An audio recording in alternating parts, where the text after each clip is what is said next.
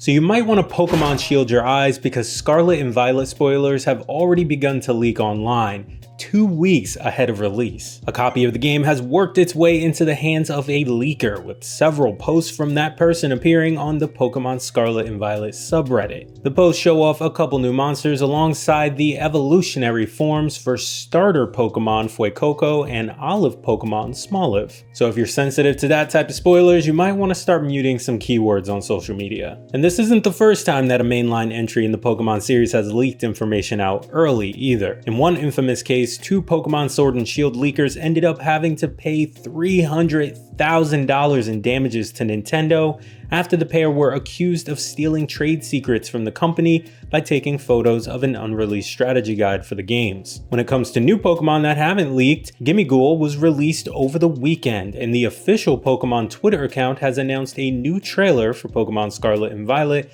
will air tomorrow, November 8th at 6 AM Pacific, 9 AM Eastern. But let's say you've seen enough Pokemon trailers and you want something new to get excited about. Well, you should pay attention to the day after, on Wednesday, November 9th. I say this because there's a Nintendo Indie World Showcase scheduled to take place on that day at 9 AM Pacific, 12 PM Eastern, and it will run for about 25 minutes. There have been no specific games mentioned, but for comparison's sake, the last Indie World featured games like Ooblets, Silt and Gunbrella. A game that I recently played a demo of on Steam Deck, and whew, I can't wait for the full release. Another game that I'm waiting for is Final Fantasy XVI, a game that you'll need a PlayStation 5 for if you're not willing to be patient. We've already known for some time that the game would be an exclusive, but now a new PlayStation commercial has confirmed at around the 14-second mark that Final Fantasy XVI will be a PlayStation 5 exclusive for only 6 months. This time frame pales in comparison to another upcoming Square Enix release,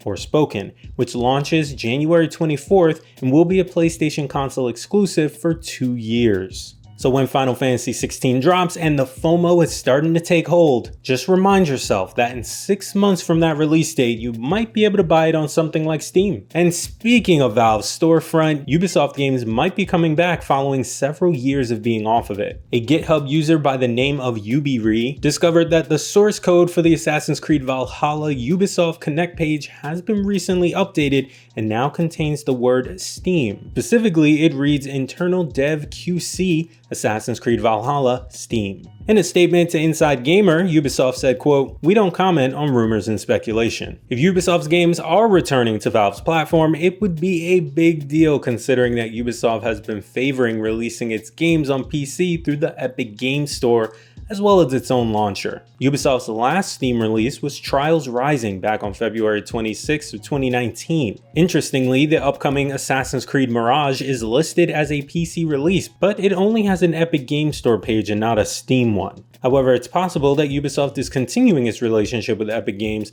as well as Steam. Now hit the comment section and let me know what your name would be if you were a Pokemon. But get creative, it can't be one of the Pokemon that already exist. I'll see you tomorrow.